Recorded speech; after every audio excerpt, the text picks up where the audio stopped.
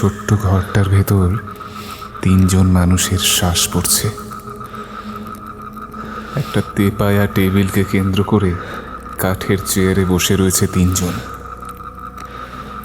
ভেতর থেকে ঘরের জানালা দরজা বন্ধ।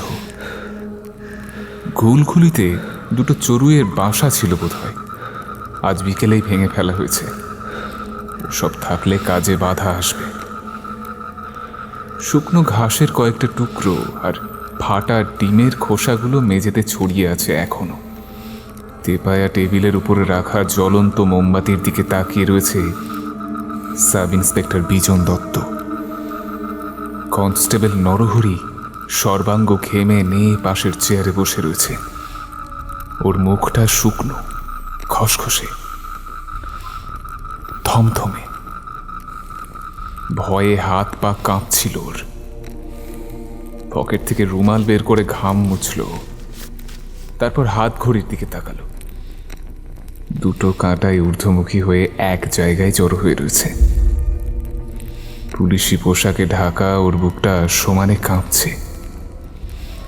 শুকনো গলায় একবার জোর করে ঢোক গিলল নরহরি।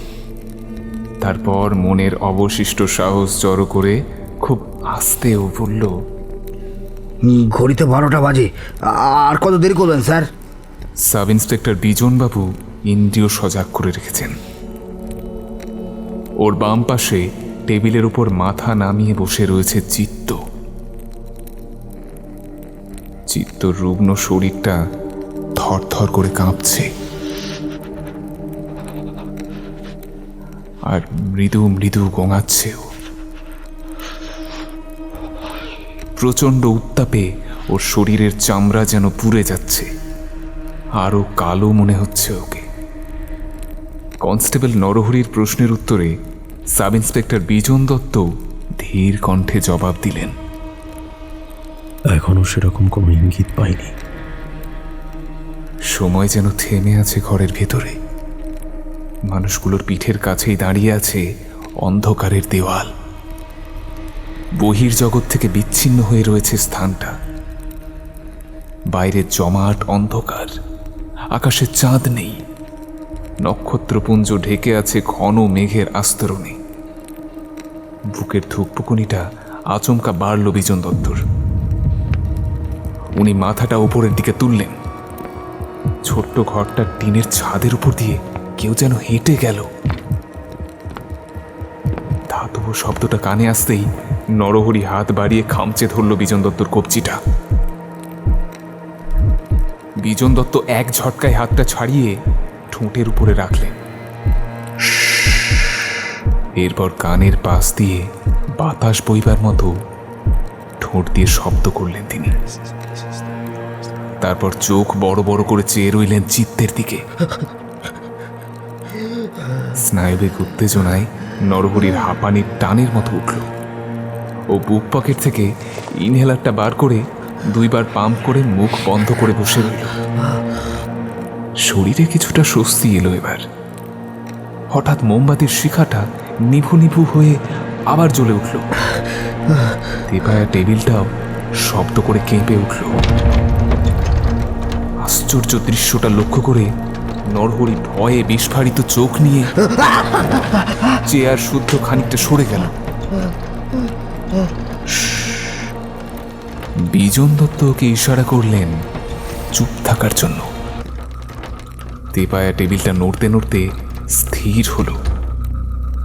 আবার ঘরের পরিবেশ থমথমে। দেয়ালের গা থেকে একটা টিকটিকি কটকট শব্দ করে ডেকে উঠল। পরক্ষণেই চিত্ত তেপায়া টেবিলের উপর মাথাটা নিচে নামানো অবস্থাতেই খুব ধীরে ধীরে ঢুকে চলল। কাঠের সঙ্গে ওর কপালের ধাক্কায় একই ছন্দে ঠক ঠক করে শব্দ উঠতে লাগল। চিত্তর অপ্রকৃতিস্থ অবস্থা দেখে বিজন দত্ত ঠোঁটের কোণে এক টুকরো নিষ্ঠুর হাসি ঝিলিক দিয়ে উঠল। ব্যাপারটা লক্ষ্য করে নরহরি মাথা নিচু করে চিত্তর নামানো মুখটা দেখতে চেষ্টা করল। ঠিক তখনই চিত্ত মাথা উঁচিয়ে ঝড়ের গতিতে আছড়ে পড়ল সাব ইন্সপেক্টর বিজন দত্তর বুকের উপর। ব্যাপারটা এতটাই অনভিপ্রেত এবং তাড়াতাড়ি ঘটল যে কারোর কিছু বোঝার উপায় ছিল না। চিত্ত দুই হাতে খামচে ধরেছে বিজন দত্তর পুলিশের ইউনিফর্মটা। নরহরি ব্যাপার বেগতিক দেখে চেয়ার ছেড়ে উঠে সরে পড়েছে ঘরের অন্ধকার দিকটায়। ওর বুক হাঁপড়ের মতো ওঠানামা করছে। সাব ইন্সপেক্টর বিজন দত্ত চেয়ারের টাল সামলে ওর দুই হাত ব্যস্ত রেখেছেন চিত্তর কাছ থেকে নিজেকে মুক্ত করার প্রয়াসে। ইতিমধ্যে চিত্তর চেহারায় আশ্চর্য পরিবর্তন ঘটেছে। ওর হাতের 10 আঙুলে গজিয়েছে বড় বড় ধারালো নখ। ওর গা থেকে মুছে গেছে কালো রংটা। মুখের চামড়া অস্বাভাবিক ফ্যাকাশে।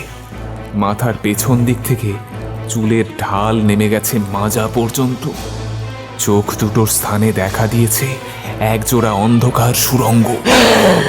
সব মিলিয়ে চিত্তর বিভৎস চেহারাটার মধ্যে ফুটে উঠেছে একটা আবছা মেয়েলি ভাব। সাব ইন্সপেক্টর বিজন দত্ত শক্তিতে পেরে উঠলেন না চিত্তর কাছে। চিত্তর ধারালো নখের আঘাতে সরকারি পোশাকটা স্থানে স্থানে ছিঁড়ে যেতে থাকে। বরফের মতো ঠান্ডা হাত দুটো বিজন দত্তর বুকের পাঁজর ধসিয়ে যেন ঢুকে যেতে চাইছে ওর শরীরের ভেতরে।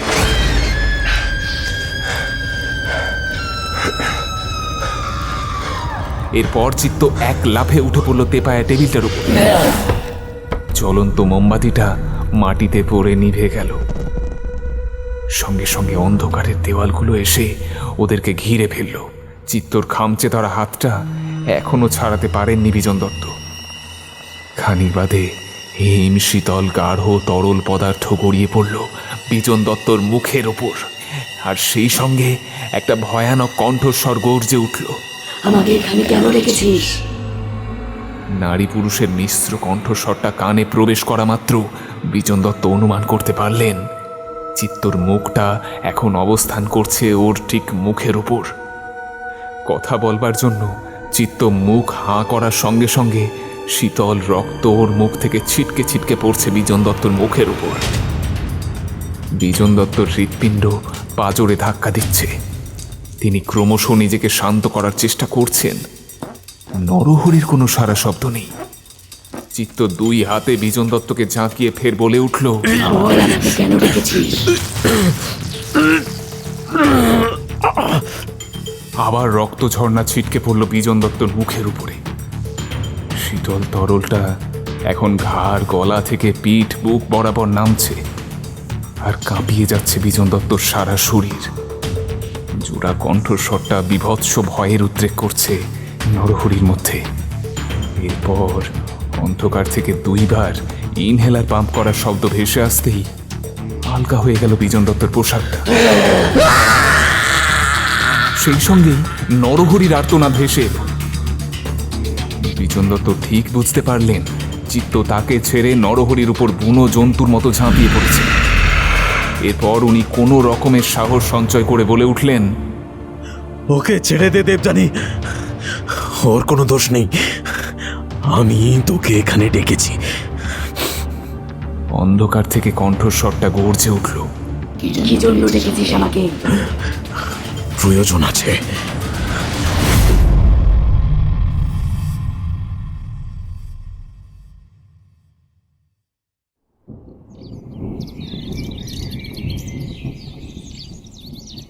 সদ্য সকালের নরম আলো এসে পড়েছে চিত্তর গায়ের উপর। সমস্ত রাত ও উঠোনে শুয়েছিল। ঘুম আসেনি কিছুতেই। ইচ্ছে করছিল শরীরের সমস্ত পোশাক খুলে ফেলে পুকুরের জলে পড়ে থাকতে, কিন্তু পারেনিও। দুপা হাঁটলেই বুকটা হাঁপড়ের মতো ফুলে ফুলে উঠছে। দুর্বল শরীর, বেশিক্ষণ দাঁড়িয়ে থাকতে পারছে না ও। বউটার শরীরও ভালো না, 7 মাসের পোয়াতিও। পেটটা ফুলে উঠলেও বুকের কাছটা শুকিয়ে এসেছে। হাত পাগুলো কেমন লিকলিকে। বউয়ের রক্ত শূন্য হলদে চোখটার দিকে তাকাতে পারে না চিত্ত। কেবল নিরুপায় হয়ে শুয়ে থাকে আর আকাশের দিকে তাকিয়ে তাকিয়ে ভগবানকে ডাকে। শুয়ে শুয়ে অতীতের কথা মনে পড়ে যায় ওর। শরীরে বল ছিল যখন, অভাব কি জিনিস ও জানত না। কোনো কষ্ট ছিল না ওর, কিন্তু যবে থেকে একটা যান্ত্রিক শব্দে এখানেই ভাবনাতে ছেদ পড়ল ওর। দূরে একটা গাড়ি এসে দাঁড়ালো। ঝাপসা চোখ নিয়ে ও মাথা তুলে দেখল গাড়ি থেকে দুজন নেমে এগিয়ে আসছে ওর দিকে। এরপর একদম কাছে এসে লোক দুটো কথা বললে চিত্ত চিনতে পারল ওদের। কেমন আছিস চিত্ত? চিত্ত অশক্ত শরীরটাকে তুলে ধরার চেষ্টা করেও পারল না। কোনো রকমে বুকের কাছে হাত দুটো জড়ো করে বলল, ভালো নাই স্যার, গোটা গা আমার জ্বলে পুড়ে গেছে। গত রাতে আমাকে আপনারা যেখানে নামায় নিয়ে গিয়েছিলেন, আমি এখনো সেইখানেই পড়ে আছি স্যার। আমার খুব কষ্ট হচ্ছে স্যার। সাব ইন্সপেক্টর বিজন দত্ত এবারে চিত্তর সমস্ত শরীরটায় চোখ বোলালেন। একটা পুরনো খাটিয়ার উপরে কোনো রকমে পড়ে আছে দেহটা। গায়ের উপর পোশাক নেই, বুকের হাড়গুলো স্পষ্ট দেখা যাচ্ছে। শুকনো গাছের ডালের মতো হাত পায়ের অবস্থা। গায়ের চামড়া কাঠ কয়লার মতো হয়ে এসেছে। চিত্তর মুখের ওপরে মাছি ভিনভিন করছে। অশক্ত হাতে মাছিগুলো উড়িয়ে চিত্ত হাঁপাতে হাঁপাতে বলল, মাছি মাছি খুব খুব খারাপ জিনিস স্যার, খুব খারাপ জিনিস। ওরা ওরা মরা মরা জিনিসে বসে। আমি বোধহয় আর বাঁচবো না স্যার, বাঁচবো না স্যার। বেশ, এবার একটু চুপ কর। ওকে একটু দেখুন তো মিস্টার চ্যাটার্জি, কি কন্ডিশন ওর শরীরের। মিস্টার চ্যাটার্জি এবারে গলায় ঝোলানো স্টেথোস্কোপটা কানে দিয়ে চিত্তকে ভালো করে পরীক্ষা করে চললেন। তারপর মিনিট 8 পর বললেন, জ্বরে তো গা একেবারে পুড়ে যাচ্ছে, রক্তও কম শরীরে। ভীষণ দুর্বলতার কারণে শরীরে দু একটা সমস্যা তৈরি হচ্ছে। বড় কোনো সমস্যা দেখলেন কি? প্রাথমিকভাবে তো সেরকম কিছু মনে হচ্ছে না, তবে একটা টেস্ট করানোর প্রয়োজন আছে। আমার খুব কষ্ট হচ্ছে ডাক্তারবাবু, ঘুম খিদে কিচ্ছু নাই, কিচ্ছু। আমার শরীর যেন আগুনে জ্বলছে। আমার উঠে দাঁড়াবার শক্তি পর্যন্ত নাই। আমাকে বাঁচান ডাক্তারবাবু, আমি মরতে চাই না, আমাকে বাঁচান। এত উত্তেজিত হচ্ছিস কেন? আমি দেখছি তো তোকে নাকি। বলে ধমকে উঠলেন ডাক্তার চ্যাটার্জি। ধমক খেয়ে চিত্ত কেঁচোর মতো নিচে পড়ে রইল। এরপর ডাক্তার চ্যাটার্জি সাব ইন্সপেক্টর বিজন দত্তর দিকে চেয়ে বললেন, আমি কিছু ওষুধ লিখে দিচ্ছি, মাসখানেক খেলে সুস্থ হয়ে উঠবে। পুষ্টিকর খাওয়া দাওয়াটা জরুরি, তবে এই মুহূর্তে ওর শরীরের যা অবস্থা তাতে ও ভালোভাবে খেতেও পারবে না। গ্লুকোজটা খাক বেশি বেশি। এখন লিকুইড খাবার খেতে থাকলে অন্ততপক্ষে উঠে দাঁড়াতে পারবে। সেসবের আমি ব্যবস্থা করছি, কিন্তু কথা হচ্ছে। কথাটা অর্ধ সমাপ্ত রেখে ছোট্ট ঘরটার দিকে তাকালেন সাব ইন্সপেক্টর বিজন দত্ত। দরজার সামনে এসে দাঁড়িয়েছে চিত্তর বউ। ওর ফোলা পেটটার দিকে তাকিয়ে বিজন দত্ত বললেন, তোর বউয়ের কি অবস্থা হয়েছে চিত্ত? চিত্তর কান্না পাচ্ছিল। শরীরে জলের অভাবে চোখ ফেটে জলও এলো না। ও কয়েকবার ফুঁপিয়ে কেঁদে উঠে বলল,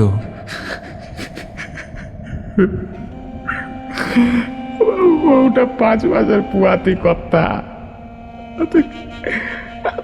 ওকে আমি তো ভালো মন্দ খেতে দিতে পারি না। পুরামুখী আমাকে ছেড়ে যেতেও চায় না।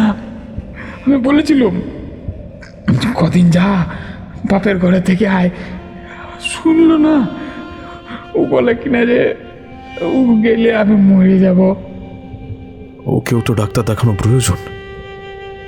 কথাটা বলে বিজন দত্ত ডক্টর চ্যাটার্জির দিকে তাকালেন। ডক্টর চ্যাটার্জি এতক্ষণ প্রেসক্রিপশন লিখছিলেন।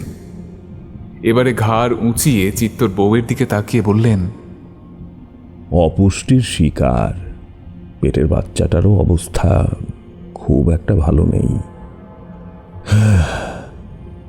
কাল ওকে একবার হাসপাতালে পাঠিয়ে দিলে ভালো হয়।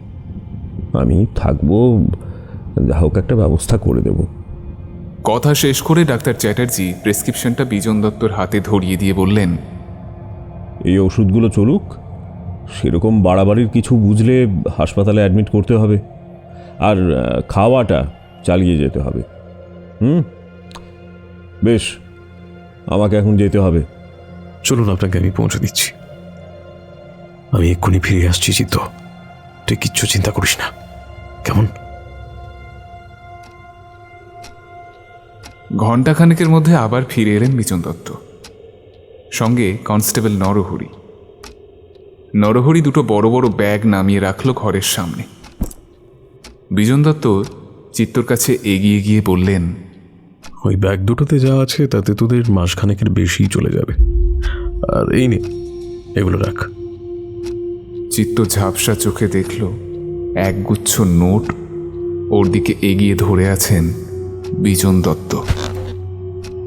ভাঙা খাটিয়াটা এবার মচমচ করে উঠল। টাকাগুলো হাতে নিয়ে মাজা অবধি নিজেকে তুলে বসে পড়েছে চিত্ত। কনস্টেবল নরহরি একটা খোলা ট্যাবলেট ও গ্লুকোজের বোতল চিত্তর দিকে এগিয়ে ধরে বলল, এই দুটো আস্তে আস্তে খেয়ে ফেল চিত্ত, দেখবি শরীরটা চাঙ্গা লাগবে। চিত্ত টাকাগুলো বালিশের তলায় রাখল। তারপর ওষুধের সঙ্গে গ্লুকোজের বোতল খালি করে বলল,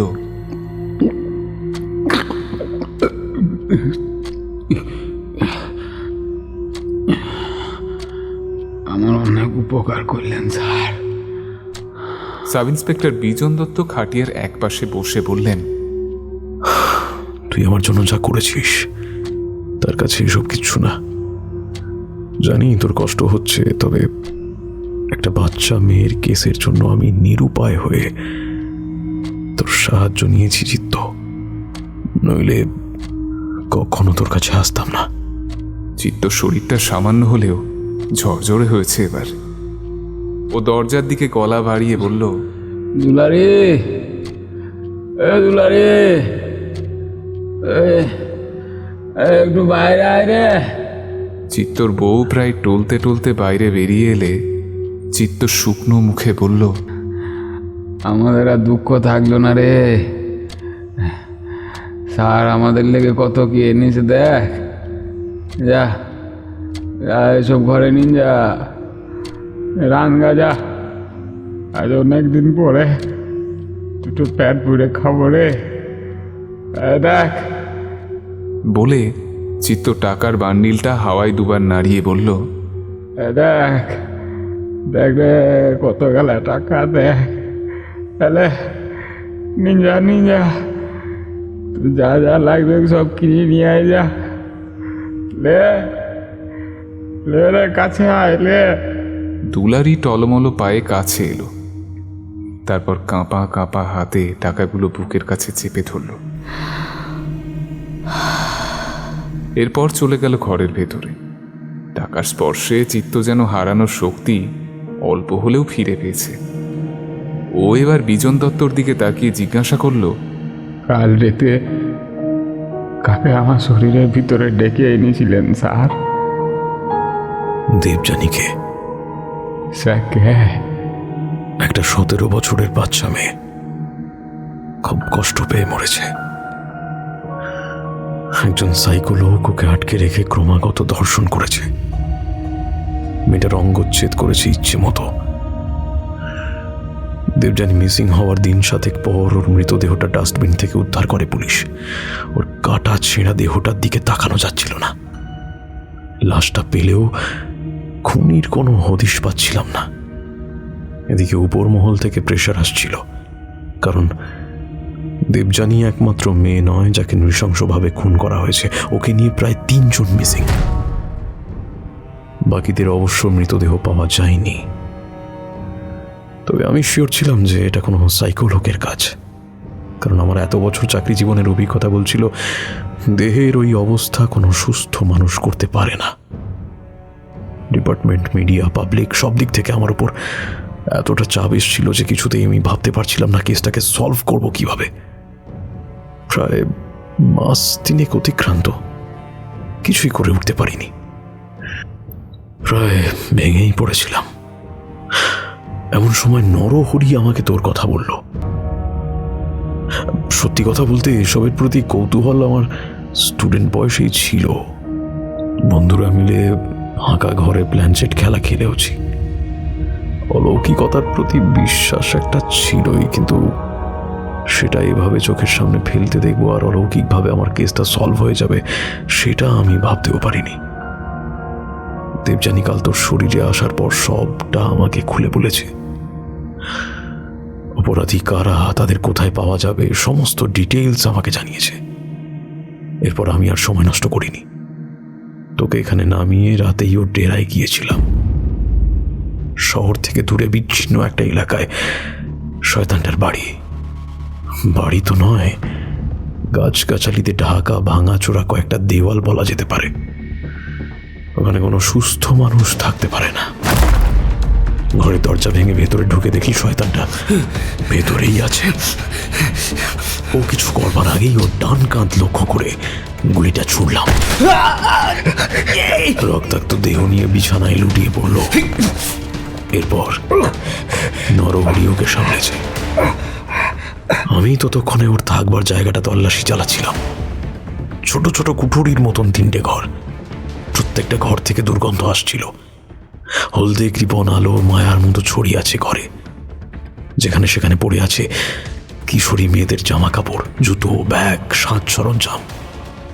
অর্থাৎ আমার সন্দেহটা ঠিক ছিল।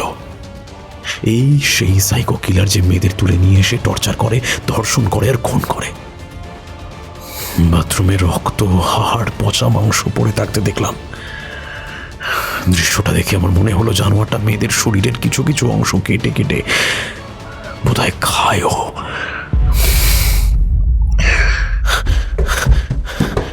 ছুটে এসে দেখলাম নরহরি রাক্ষসটার হাত দুটো বেঁধে ফেলেছে।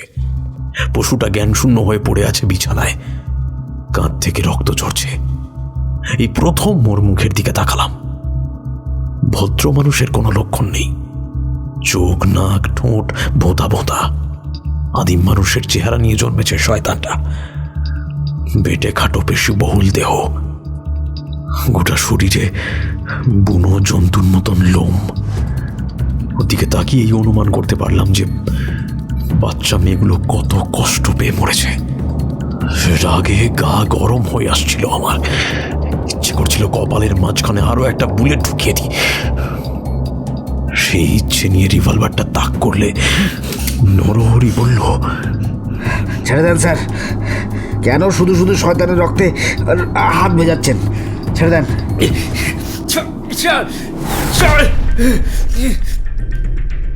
এরপর থানায় তুলে নিয়ে গিয়ে পেটাতেই সব উগলে দিল। কোর্টে তুললে রাক্ষসটা আমার দিকে তাকিয়ে বলেছিল, কাজটা ভালো করলি না, ভালো করলি না, এর বদলা আমি নেবই। এর উত্তরে আমি কিচ্ছু বলিনি। নরহরি আমার হয়ে বলেছিল, বদলা পরে নিবি, আগে ফাঁসিতে ঝোল। আমি জানতাম আইন ওকে যথাযোগ্য শাস্তি দেবে। অবশ্য দেবযানী নিজে ওকে শাস্তি দিতে চেয়েছিল। তোর শরীরটাকেও ও ছাড়তে চাইছিল না। শয়তানটাকে মেরে ফেলবার জন্য দেবযানীর নাকি একটা শরীরের দরকার ছিল, সদ্য মৃত, তাই অতিরিক্ত আত্মা অবস্থায় ও কাউকে স্পর্শ করতে পারছে না। এরপর তোকে ওর কাছ থেকে বার করে আনতে আমাকে অনেক কষ্ট করতে হয়েছে। তোর শরীরের উপর দিয়ে যা গেছে তাতে তোর এই অবস্থা হওয়াটা স্বাভাবিক। তাছাড়া তোর শরীরের অবস্থা এমনিতেই ভালো ছিল না। সবটা শুনে চিত্ত মাথা নিচু করে কিছুক্ষণ চুপ করে রইল। তারপর বলল, শরীরের আর কি দোষ বলুন স্যার? শত শত আত্মা ভিতর থেকে আমার এই শরীরটাকে ছিঁড়ে ছিঁড়ে খেয়েছে। দেহটা আর কতদিনই বা সহ্য করবে? তবে আমি আমার শরীর নিয়ে চিন্তা করছি না স্যার। আত্মা নামানো তো আর নতুন কিছু নয়, আগেও অনেক নামাইছি। এখন তো আমার শরীরটা ভেঙে গেছে, ওই লিগে অল্প কষ্ট হয়। তবে ওইটুকু মেয়েকে শয়তানটা ছিঁড়ে ছিঁড়ে খেলছে, এই কথাটা শুনে আমার খুব রাগ হচ্ছে স্যার। আবার এইটা ভেবেও ভালো লাগছে যে আমার জন্য ওই জানোয়ারটা ধরা পড়েছে। আমার ক্ষমতাটা তো কারু কাজে আইল, এতদিন তো। কথাটা অসমাপ্তই রাখল চিত্ত। কেস সলভ করার জন্য আমাদের নানান রকম লোকের সাহায্য নিতে হয়। আমাদের প্রচুর ইনফর্মারও থাকে। আনঅফিসিয়ালি আমাদের বহুত কিছু করতে হয়। তাহলে প্ল্যানচেটের মাধ্যমে কেস সলভ হলে অসুবিধাটা কোথায়? আপনি আমাকে বলবেন স্যার, যখন দরকার পড়বে এই শরীরটাতে আমি যে কোনো হাত থেকে নামাবো। আমি মরে যাব, কিন্তু ওই জানোয়ারগুলান যেন না বাঁচে। ফুলের মতো মেয়েগুলোর উপরে যারা অত্যাচার করে তারা হচ্ছে পিশাচ। সেসব পরে হবে, আগে তুই একটু সুস্থ হ। আচ্ছা, একটা প্রশ্ন ছিল চিত্ত। কি স্যার? ঠিক কবে থেকে শুরু হলো এসব? মানে এই আত্মা নামানোর বিষয়টা জানতে চাইছি। চিত্ত এবার কনস্টেবল নরহরির দিকে তাকিয়ে বলল, আপনি বলবেন নাকি আমি বলবো? কনস্টেবল নরহরি আর একটা গ্লুকোজের বোতল চিত্তর দিকে এগিয়ে বলল, এনে এটা খা, তারপর যা বলবার তুই বল। আমার মুখে শুনলে ঘটনাটা ঠিক জমবে না, প্রয়োজন পড়লে আমি কথা বল।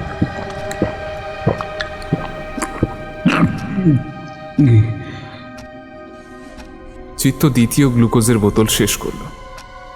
শরীরের ক্লান্তি ভাবটা এখন একটু গেছে। হাতে টাকা পেয়ে মনটাও ফুরফুরে লাগছে। বউ দুলারির সম্বন্ধেও ওর আর কোনো ভাবনা নেই। টান টান হয়ে বসে ও বলল,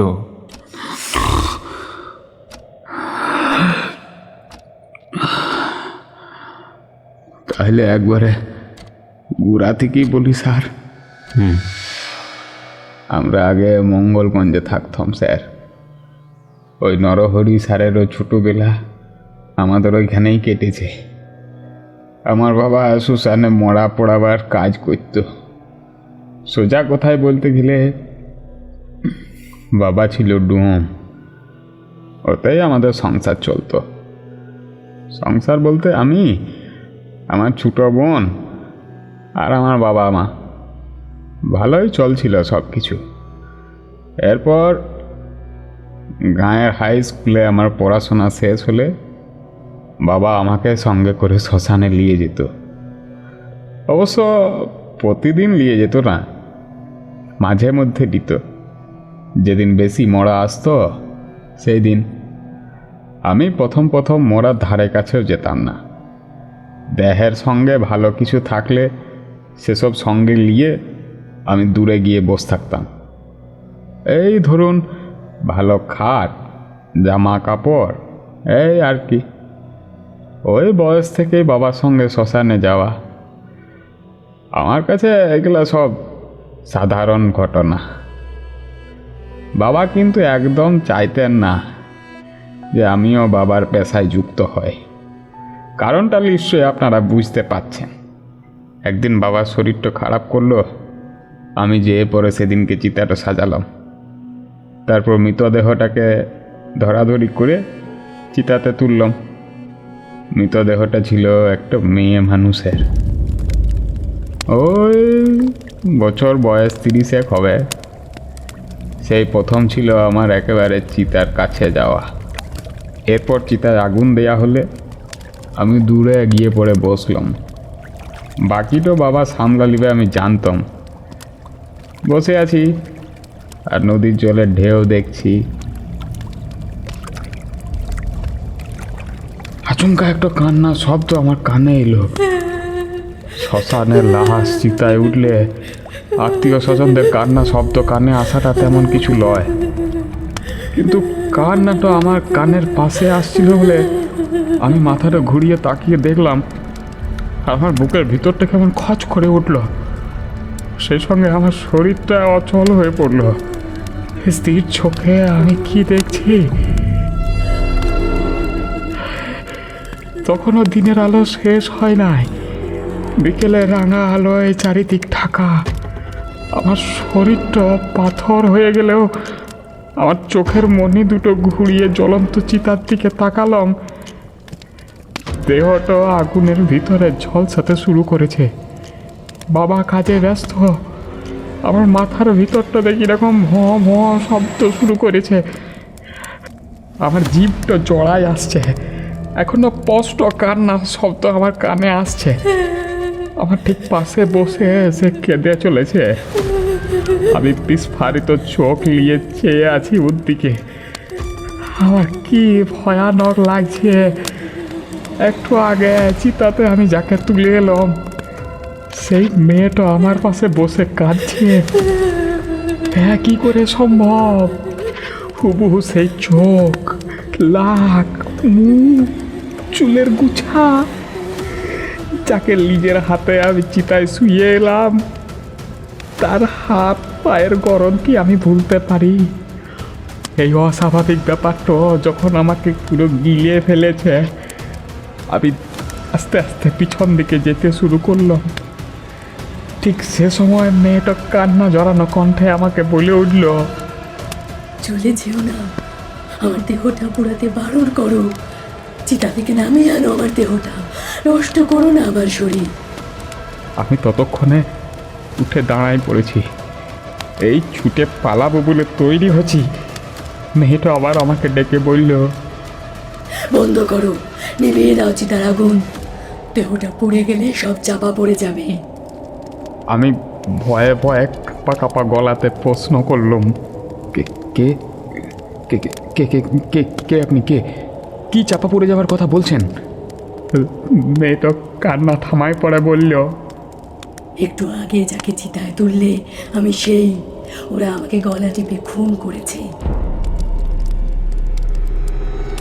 তারপর টাকার চোরে লাশ পুড়িয়ে ফেলছে। দেহটা তুমি পুড়তে দিও না। কারা কারা খুন করেছে আপনাকে? আমার স্বামী আর শাশুড়ি। আমি সন্তান জন্ম দিতে পারিনি বলে ওরা আমাকে মেরে ফেলেছে। দয়া করে তুমি দেহটা রক্ষা করো, পুলিশে খবর দাও, নইলে আমার মুক্তি নেই। আমার বাপের বাড়ির কেউ এখনো কিচ্ছু জানে না। এরপরে মেয়েটার শরীরটা কীরকম ধীরে ধীরে আবছা হয়ে গেল। সঙ্গে আমি এইটাও বুঝলাম যে আমি ছাড়া ওই মেয়েটাকে আর কেউ দেখতে পাচ্ছে না। সে কেঁদেই চলেছে, কেঁদেই চলেছে। দেহ জ্বলন্ত চিতা থেকে নামাবার ক্ষমতা আমার নাই। তবু আমি ছুটে গেলাম চিতাটার কাছে। দেখলাম লাল হয়ে থাকা কাঠের আগুনে তার দেহটা আর আগের মতন নাই, বিভৎস চেহারা নিয়েছে। বাবার মধ্যে কাজটা শেষ করার ব্যস্ততা আমার নজরে পড়ল। এরপরে আমি ধীর পায়ে চিতা থেকে সরে এসে উপস্থিত লোকজনের মুখের দিকে তাকালাম। ওরাই কাঁধে করে বয়ে নিয়ে এসেছিল লাশটাকে। কারো মুখে দুঃখের কোনো ছাপ নাই, বরং আমি ওদেরকে হাসি খুশি দেখলাম। ওই বয়সে ভূত বা আত্মা ব্যাপারটা আমি বুঝতাম। বাবার মুখে শ্মশানে ভূতের অভিজ্ঞতার গল্প আমি শুনেছি। তার মেয়েটার অতৃপ্ত আত্মা যে আমার কাছে এসেছিল, সে বিষয়টা আমার কাছে একেবারে পরিষ্কার। সেদিন বাড়ি ফিরে বাবাকে সব ঘটনা আমি বললাম। বাবা সব কথা শুনে আমাকে বলেছিল, মেয়েটির দুঃখী আত্মা এই ছিল তোর কাছে, নিজের মৃত্যুকে সে মেলে নিতে পারেনি রে। সে রাতে সে আমার কি জ্বর এসছিল। জ্বরের ঘরে আমি নাকি মেয়েলি গলাতে অনেক কিছু বলেছিলাম, কেঁদিয়েছিলাম খুব। তারপরে আমি নাকি জ্ঞান শূন্য হয়ে যায়। অবশ্য অনেক পরে বিষয়টা আমার কাছে পরিষ্কার হয়েছিল। সে রাতে আমি জ্বরের ঘরে কাঁদিলাই। আমার শরীরে ওই মেয়েটার আত্মা আশ্রয় নিয়েছিল। নিজের দুঃখ কষ্ট সব কিছু বলেছিল। এই পর্যন্ত বলে চিত্ত দম নেবার জন্য অল্পক্ষণের জন্য থামল। নরহরি এই ফাঁকে বলল, কিছু খাবি চিত্ত? আর গ্লুকোজ দিবেন না স্যার, আমার জিভটা একেবারে বিষাদে ঢেকে গেছে। এমনিতে অরুচি ভাব, এই ভালো লাগে এই সব। ফল দিই? ফল? বলে মুখটা কুচকালো চিত্ত। তারপর আমতা আমতা করে বলল, এই মানে কিছু যদি মনে না করেন তাহলে একটা বিড়ি দিবেন। মাইনি বলছে, আমি কিন্তু দুটো টান মেরে ফেলে দেবো। মানে লিসা উঠেছে তো, মন তো আনচান আনচান করছে। নরহরি ইন্সপেক্টর বিজন দত্তর দিকে তাকালো। বিজন দত্তর মুখে কালো মেঘের মতো গম্ভীর ভাব জমে আছে। নরহরি সবটা জরিপ করে নিয়ে বলল, চিত্ত, এই শরীর আর এইসব নেশা টেশা করিস না ভাই, ওসব কদিন পরে খাস। নে এটা খা, শরীরে বল পাবি। বলে পকেট থেকে একটা ছোট্ট বিস্কুটের প্যাকেট বার করে ওর হাতে দিল।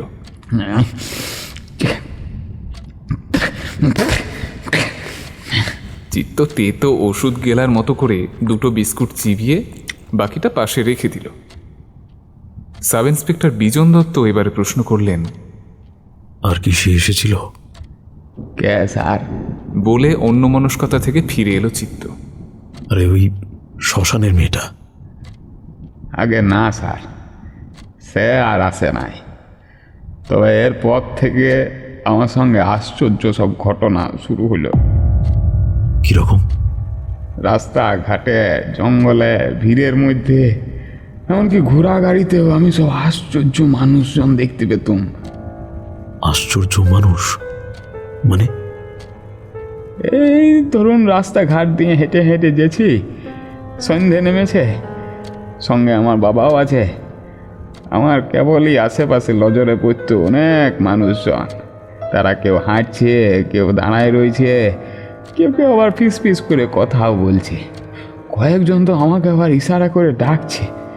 সব বয়সের মানুষজন, এই ঝুপে ঝাড়ে, জঙ্গলে, ঘর বাড়ির ছাদে, সব জায়গাতে মানুষ। সবারই চোখ যেন আমার দিকেই রয়েছে।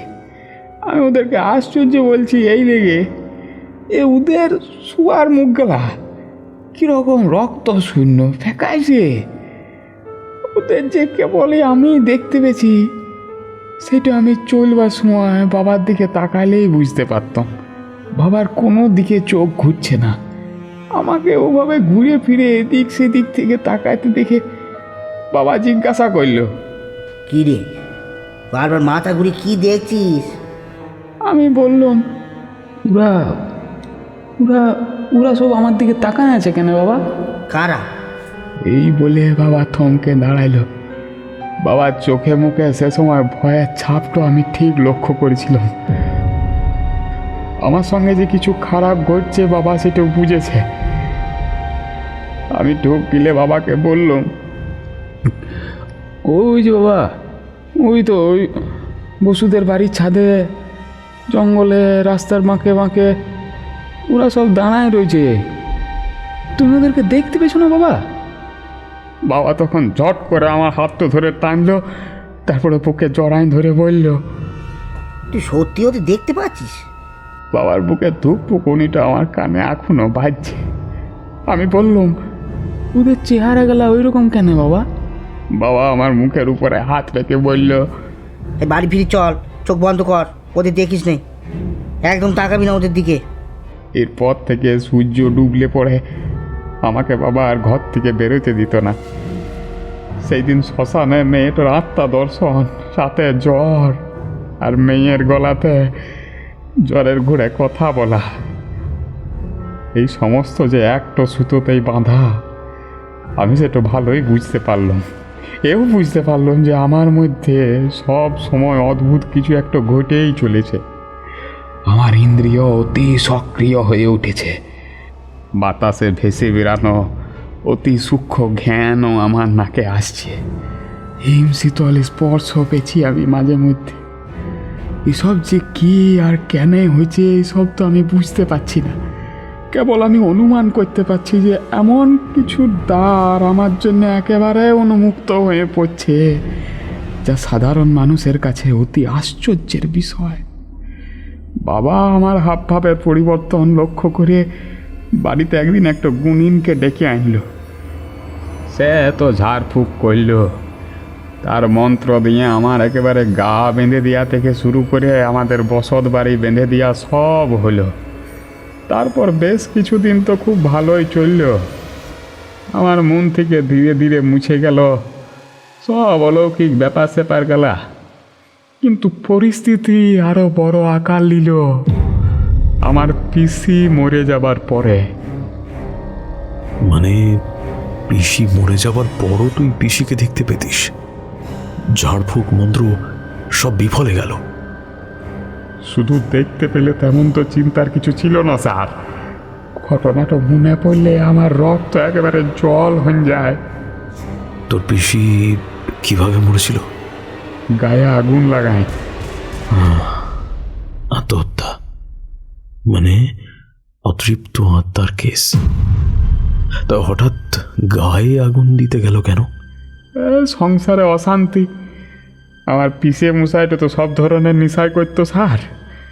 কাজ কাম তো তেমন কিছু করতো না। এই নেশার টাকা জোগানোর জন্যে ঘরের সব জিনিসপত্র পর্যন্ত বিক্রি করে দিত। এরপরে ঘর ফাঁকা হলে লোকটার চোখ পড়ে আমার পিসির গায়ের গয়না গালার উপরে। গয়না বলতে ওই সামান্য যা হয়, 2 গাছা চুড়ি, কানের, আর একটু ওই সরু মতন গলার চেন ছিল। সেই গেলা তো সব আমাদের ঘরেতেই ছিল। বাবা পিসির বিয়ে দিবার সময় ওই গেলা সব দিন ছিল। ওই গয়না গেলা লিবার জন্যে আমার পিসে মশাই প্রতিদিন অশান্তি করত, পিসিকে মারধর করত। একদিন অশান্তি এমন করল যে আমার পিসি গায়ে আগুন দিয়ে মরল। পিসির মরাতে পিসে মশাইয়ের কোনো দুঃখই ছিল না, তবে রাগ ছিল। কেন না, পিসি মরার আগে তার গয়না গেলা যে কোথা রেখে গিয়েছিল সেইটা পিসে মশাইকে বলে যায় না। আমাদের ঘরে তো তখন খুব সুখের ছায়া পড়েছে। এই মাঝখানে আমি বলে রাখি, আমার পিসির কোনো সন্তান ছিল না। ওই লেগে আমার পিসি আমার ছোট বোনটাকে খুব ভালোবাসত। পিসির মরা সবে মাত্র 3 দিন হয়েছে। রাতের বেলা ঘুমের মধ্যে একটা কি খারাপ পুরা গন্ধ আমার নাকে ঢুকলো। আমি চোখ খুলেই দেখলাম যে আমার পিসি আমার বোনের বিছানার পাশে বসে আছে। অন্ধকারে ঠেলা পিসির চোখ দুটো বোনের দিকে। পুড়ে যাওয়া পিসির চেহারা দেখে আমার অবস্থা তো একেবারে কাহিল। মা বাবা পাশের ঘরে ঘুমোচ্ছে, আমি আর আমার ছোট বোন ঘরে আলাদা বিছানাতে শুতম। ঘরের দরজাটা বন্ধ। আমি বিছানায় উঠে বসতে পিসি আমার দিকে তাকাইলো। পিসির পুরা শরীরে কোনো পোশাক নাই, পুরা টাক মাথা বেরিয়ে এসছে। পেট বুক সব আলাদা করে আর কিছু বোঝা যাচ্ছে না। শরীরের মাংস পুড়ে একেবারে দলা পাকাই আছে। কাঠ কয়লা রঙের চামড়াগুলা হাড়ের সঙ্গে একেবারে লেগে আছে কোনো মতন। জায়গায় জায়গায় ফেটে ফেটে রসের মতন রক্ত গড়াই পড়ছে। আর সেইখান থেকে দুর্গন্ধটা চিটকায় আমার নাকে আসছে। পিসির মতন মুখের আদলটা থাকলেও খুব পরিচিত লোক ছাড়া কারোর আর চিনার উপায় নাই। আমি বিছানা থেকে সত্যি ঘরের বাঁশের খুঁটিটাতে আমার পিঠটা ঠেকায় ফেলেছি। পিসি তখন কথা বলছে, আমি জানি চিত্ত, তুই মরা মানুষদের দেখতে পাস। পিসির পুড়ে যাওয়া মুখের ফাটা চামড়া দিয়ে কালো রক্ত গড়ায় পড়ছে এবারে। কিন্তু আমার পিসি বলেই চলছে, সতুকে খুব দেখতে ইচ্ছে করছিল, মরেও আমি ভালো নেই রে। সতু আমার বোনের নাম। আমার হাত পা তখন কাঁপছে, আমার বুকটা ধরপর করছে। গলার কাছে যেন যেন পাথর চাপা। আমি পুরা মাংসর দিকে চেয়ে আছি কেবল, আর আমার কানে আসছে আমার পিসির সব কথা গেলা। মরবার পরও শয়তানটা আমাকে শান্তি দিল না। গোটা ঘর তন্ন তন্ন করে সোনার গয়নাগুলো খুঁজছে। আমি চাই না ওগুলো পাক, তাই তোর কাছে এলাম চিত্ত, তুই ওগুলো সরিয়ে ফেল। কিন্তু হাঁপাতে হাঁপাতে কেবল এই শব্দটুকুই বেরোলো আমার মুখ দিয়ে। পিসি এগিয়ে এলো আমার কাছে। এবারে আরো ভয়ঙ্কর লাগছে পিসির চেহারাটা। হাড় মাংস পুড়ে একেবারে কালো হয়ে থাকা শরীরে পিসি আমার কাছে এসে বসলো। রে গা থেকে যেন এখনো ধোঁয়া তাপ সব বেরোচ্ছে। আমি নিজেকে গুটিয়ে ফেললুম, আমার বমি আসছিল। পিসি বলল, রান্নাঘরে মশলার কৌটোর ভেতরে গয়নাগুলো আছে, সকালে গিয়ে নিয়ে আসিস, ওগুলো নষ্ট হতে দিস না। আমি ভয়ে ভয়ে মাথা নাড়ালুম। এরপরে পিসি উঠে পিছুতে পিছুতে অন্ধকারে মিলিয়ে গেল। এরপর তুই গয়নাগুলো সেখানে পেয়েছিলি? তবে ঘটনাটা এইখানে শেষ হলেই ভালো হতো। দিন সাতেক পরে আবার পিসিকে আমি শত্রুর পাশে দাঁড়ায় থাকতে দেখলাম। তখন ওই সন্ধে হব শত্রু যেদিকে যেদিকে ঘুরছে, আমার পিসি ওর পিছনে পিছনে হেঁটে বেড়াচ্ছে। পুরা কালো রঙের হাড়ের লিকলিকে উলঙ্গ শরীরটা দেখলে আমার দমটা বন্ধ হয়ে আসছে।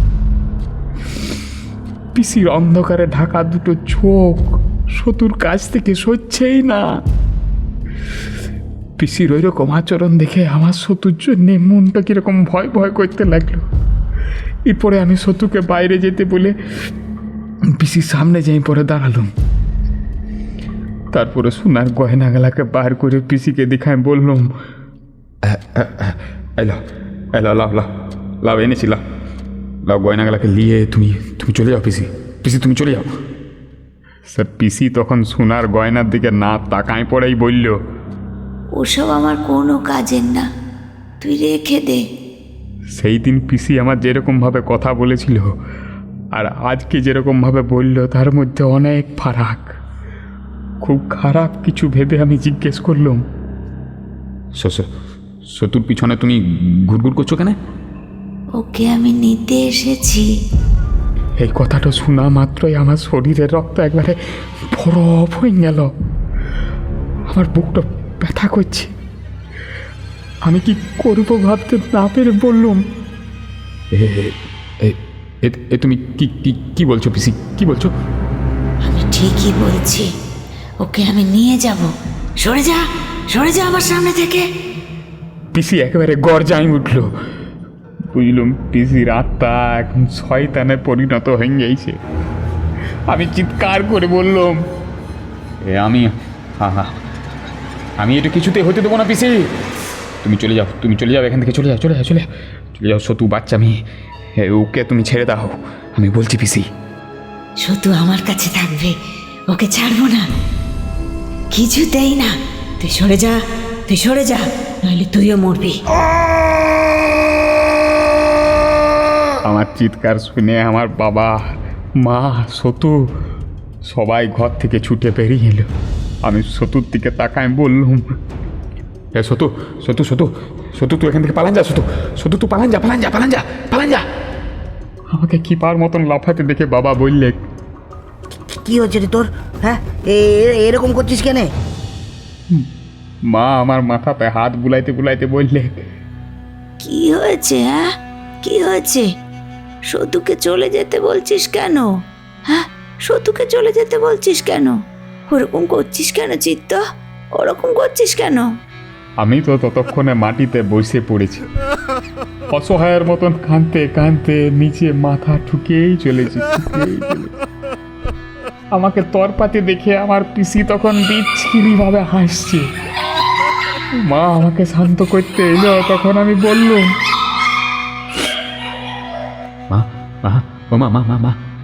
মা তুমি সতুকে নিয়ে পরে চলে যাও, মা মা তুমি চলে যাও, এখান থেকে চলে যাও, পিসি এসেছে ওকে নিয়ে যেতে। সতুর খুব বিপদ, মা মা মা তুমি ওকে নিয়ে পালাও পালাও পালাও পালাও, পিসি ওকে ছাড়বে না মা। বাবা মা সবাই আমার কথা শুনে ঘরের চারিদিকে সব অবাক দৃষ্টি দিয়ে খুঁজে চলল। মা আমাকে ভয়াত্ম কণ্ঠে বললে, হে তুই কি বলছিস চিত্ত? ও আসবে কি করে? হ্যাঁ, ও তো গায়ে আগুন দিয়ে মরে গেছে। মা মা মা গো মা, আমি মরাতে দেখতে পাই মা। মা পিসি এই ঘরটাতেই আছে, আমি আমি আমি স্পষ্ট দেখতে পেয়েছি মা, মা পিসি এই ঘরেই আছে। এইটা বলে আমি মাথা তুলে তাকাচ্ছি, দেখছি আর পিসি নাই। তারপরে মাথা গরুই পিসিকে খুঁজতে যেয়ে পরে শক্তি শূন্য হয়ে পড়ল আমার দেহটা।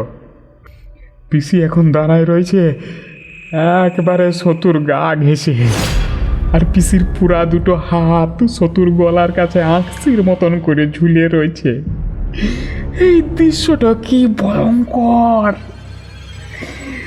বাবা মা সতু কেউ কিচ্ছুটো টের পেছে না। পিসির ভয়ঙ্কর হাসির শব্দ আমার কানে আসছে, আর আমি কেঁপে কেঁপে উঠছি। এরপরে আমি আর বেশিক্ষণ চোখ খুলে থাকতে পারি নাই, অজ্ঞান হয়ে গিয়েছিল। আমার জ্ঞান ফিরেছিল অনেক রাতের দিকে। তখন আমি চোখ খুলে সবাইকে দেখতে পেয়েছি, কেবল পুরা কাঠের মতন পিসির শরীরটাই ঘরে ছিল না।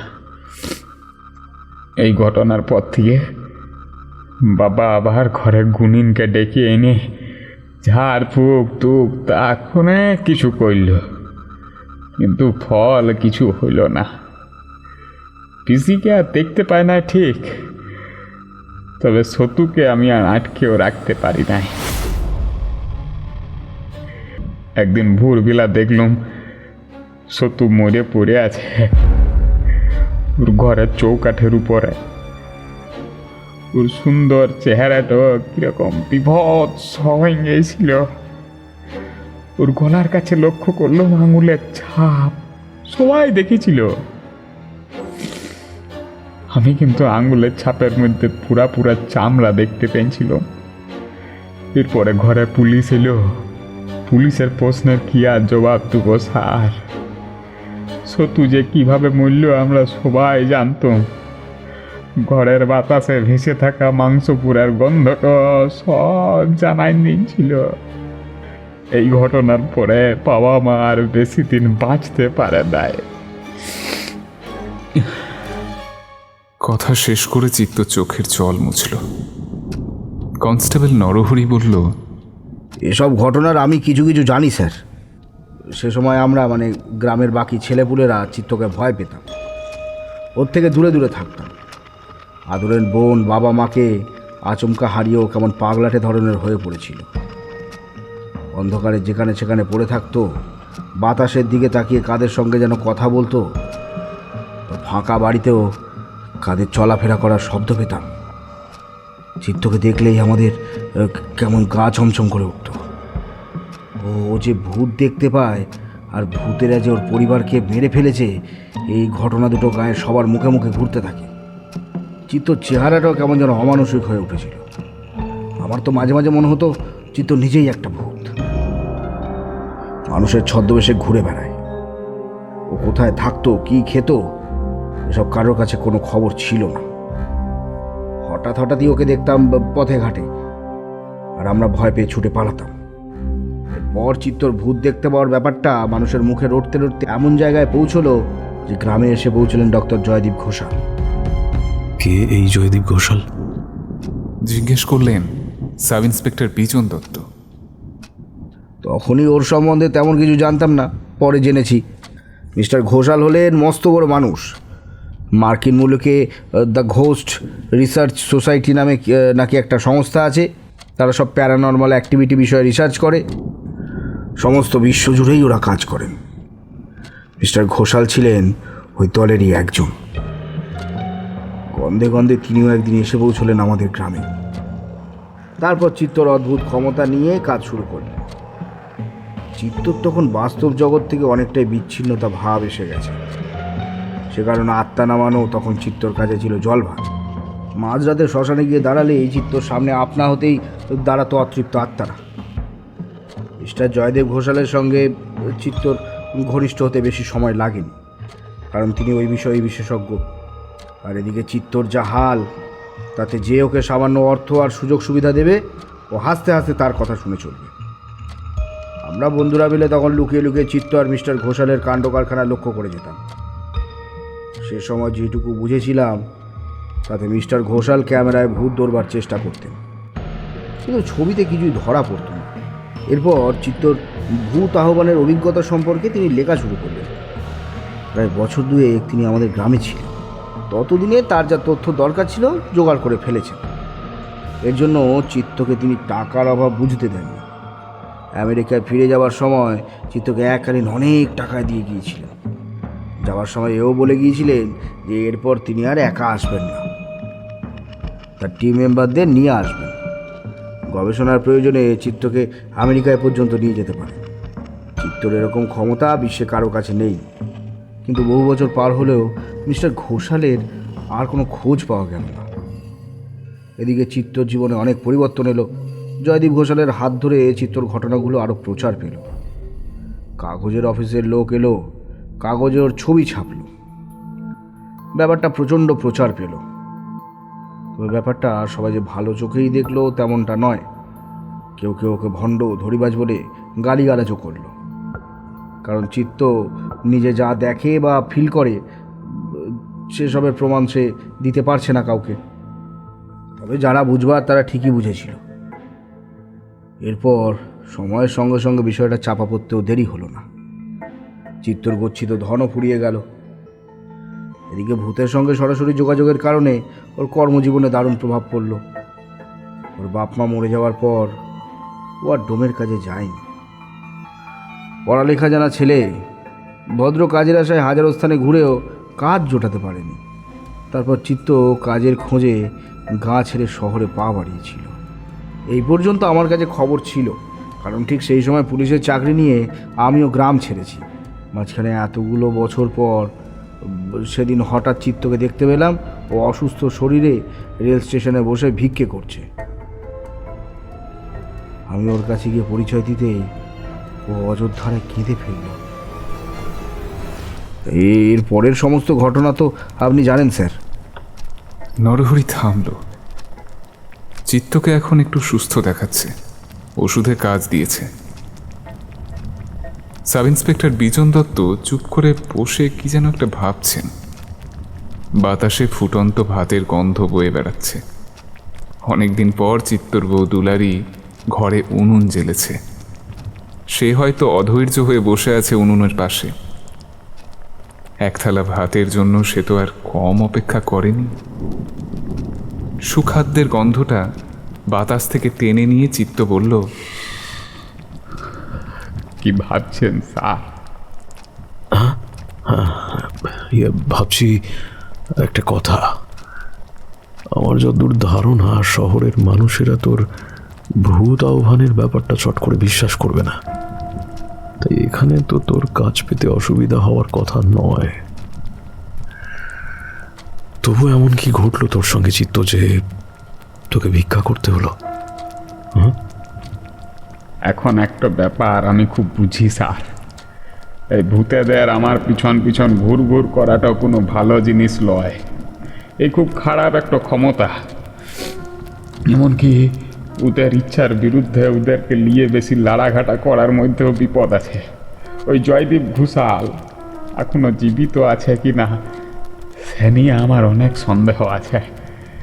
কেননা উনি যখন আমার পাশে বসে ভূতেদের বিষয়ে খুব কৌতূহল প্রকাশ করত কিংবা ওদের অস্তিত্ব প্রমাণ করবার চেষ্টা করত, নানা রকম সব যন্ত্রপাতির মাধ্যমে ওদের অবস্থানকে চিহ্নিত করার চেষ্টা করত, তখন ওরা প্রচণ্ড ক্ষিপ্ত হইত। কেবল আমার কারণেই ওরা তখন জয়দীপ ঘোষালের কোনো ক্ষতি করে নাই। কোনো এক অজ্ঞাত কারণে হোক একমাত্র ওদের জগতে প্রবেশ করবার ছাড়পত্র তো আমি পেয়েছি। বাস এইটুকুই। এই দিয়ে জীবনের উন্নতি কি সম্ভব? এরপর শহরে এসে আমার কাজ পেতে অসুবিধা হয় নাই ঠিকই, তবে লোভ আমার সর্বনাশ ডেকে এনেছিল। গাঁ থেকে শহরে এসে আমি একটা খাবারের দোকানে কাজ করতে লেগেছিলাম। সেইখানে আমার সঙ্গে পরিচয় হয় বিজু মাহাতো আর তার সঙ্গী রানার সঙ্গে। এরা আবার কারা? বলছি স্যার, প্রথম দিনে আমাকে দোকানে দেখার পর থেকে ঘন ঘন দোকানে আসা শুরু করলো ওরা। কথার জালে ফাঁসায় আমার সঙ্গে বন্ধুত্ব করল। এরপরে একদিন একটা পুরনো খবরের কাগজ এনে আমার সামনে ধরল। কাগজটা দেখার পরে ওদের আমার সঙ্গে গায়ে পড়ে আলাপ করার বিষয়টা আমি বুঝলাম। কাগজে আমার আত্মা আহ্বানের খবরটা ছাপা হয়েছিল। আচ্ছা, ওই সময় অতৃপ্ত আত্মাদের তুই দেখতে পেতিস না? হ্যাঁ, কিন্তু ততদিনে ওই ব্যাপারটা আমার কাছে গা শোয়া হয়ে গিয়েছিল যে আমি আর সে বিষয়ে অতটা মাথা ঘামাতাম না।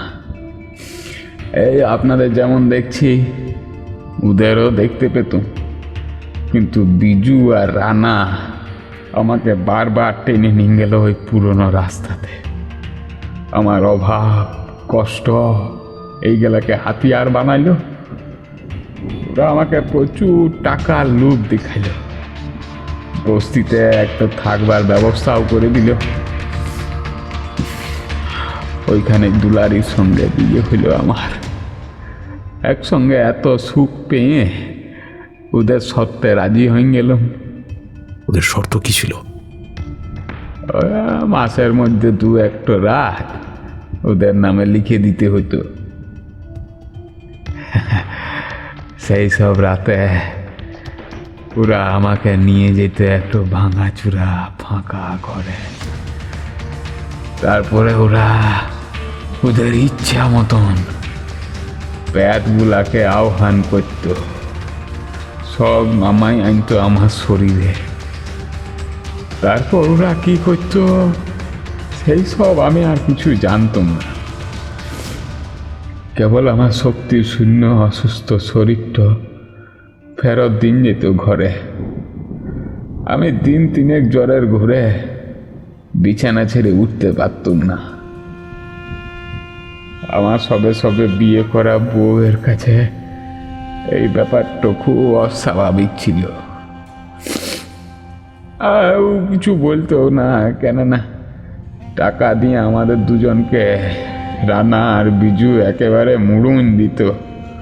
ওরা দুজনে আমার শরীরে কাদেরকে নামাতো, কি করতো, কেন করতো, এইসবের আমি কিছুই জানতাম না। কেননা ওই সময় আমার জ্ঞান থাকতো না। এইদিকে ঘন ঘন দেহে আত্মা নামানোর কারণে আমার শরীর একবারে ভেঙে গেল।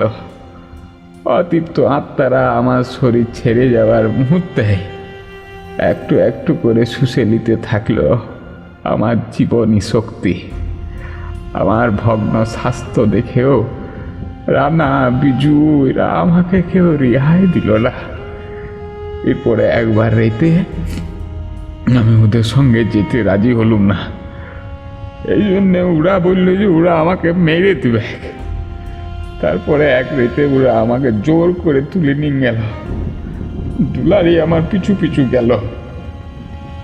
ভাঙা ঘরে পৌঁছায় পরে দুলারি যেটা দেখলো আর তা শুনবার পরে আমি তো একবারে অবাক হয়ে গিয়েছিল।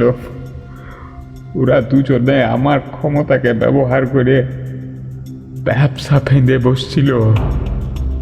কিরকম? অনেক ব্যবসা স্যার, অনেক রকমের ব্যবসা। সমস্ত মাস ওরা শ্মশানে শ্মশানে ঘুরে ঘুরে শ্মশানে দাহ হওয়া সব মানুষ কালার একটা করে তালিকা ওরা তৈরি করত। তারপরে খোঁজ খবর চালায়, সেই সমস্ত মৃত মানুষ গালার বাড়ির লোকের সঙ্গে যোগাযোগ করত। সব খুব কায়দা ওদের, খুব কায়দা। তারপরে কথার ছলে ওই সমস্ত পরিবারের ব্যক্তিগত তথ্য ওরা জোগাড় করত। অবশ্য সবটাই ছিল মৃত মানুষটার সম্পর্কে। এই যেমন ধরুন, কোনো ব্যক্তি যদি আচমকা মারা যান, তাহলে তার পরিবারের তো অনেক কিছুই অজানা থেকে যায় না। মৃত মানুষ সেই সমস্ত অজানা কথা পরিবারকে অলৌকিক উপায়ে উদ্ধার করে দিবার নামে প্রচুর টাকা নিত ওরা, প্রচুর টাকা। এরপরে আমার গায়ে সেই মৃত ব্যক্তিকে আহ্বান করে সমস্ত কৌতূহলের লিবৃত্তি ঘটায় পরিবারের কানে সব কথা তুলত। পুরো ব্যাপারটা সত্যি প্রমাণ হওয়াতে ওদের বিশ্বাসযোগ্যতা নিয়ে কারো কোনো প্রশ্ন ছিল না। এই ছাড়া খুন টুন হলে তো আর কোনো কথাই নাই। প্রচুর টাকার বিনিময়ে মৃত মানুষকে হত্যা রহস্য পরিবারের কাছে পৌঁছে দেওয়াই তো ওদের কাজ ছিল। তাছাড়া মৃত আত্মাকে ডেকে গোপনে টাকা, অর্থ এইসব তো উদ্ধার করতই। আর এই সমস্ত কিছু ঘটায় তো আমাকে অবলম্বন করে। এদিকে সামান্য কটা টাকার বিনিময়ে আমি দিন দিন মরার মতো হয়ে গেছিলাম। সমস্ত ব্যাপারটা দুলারির মুখে শুনে আমি এখানে কোনো রকমে পালাই আসি। ততদিনে আমার শরীর পুরোপুরি অচল হয়ে গেছে। ওইদিকে দুলারির পেটে বাচ্চা, পুরো শরীরটা ভালো লাগে। আমার কাজ করে পয়সা রোজগার করার ক্ষমতাও নাই। ওই লেগে ভিক্ষা করা ছাড়া আর তো কোনো উপায় ছিল না স্যার। এরপর চিত্ত আর কোনো কথা বলল না। এক থালা ধোঁয়া ওঠা গরম ভাত এসেছে ওর সামনে। থালা হাতে দাঁড়িয়ে আছে দুলারি। দুজনেরই ক্ষুধার্ত দৃষ্টি পড়েছে ভাতের উপর। সাব ইন্সপেক্টর বিজন দত্ত খাটিয়া থেকে উঠে বললেন, আজ আসি চিত্ত, তুই খাওয়া দাওয়া কর আর ওষুধগুলো নিয়মিত খাস, সুস্থ হয়ে ওঠ তাড়াতাড়ি। আর টাকা পয়সা নিয়ে কিছু ভাবিস না, দেখি আমি তোর জন্য কি ব্যবস্থা করতে পারি, ঠিক আছে? চিত্ত কথাগুলো শুনেও যেন শুনল না। কনস্টেবল নরহরি ও সাব ইন্সপেক্টর বিজন দত্ত যখন গাড়িতে গিয়ে উঠল, তখন চিত্ত মুঠো মুঠো ভাত উদরস্থ করছে উন্মাদের মতো।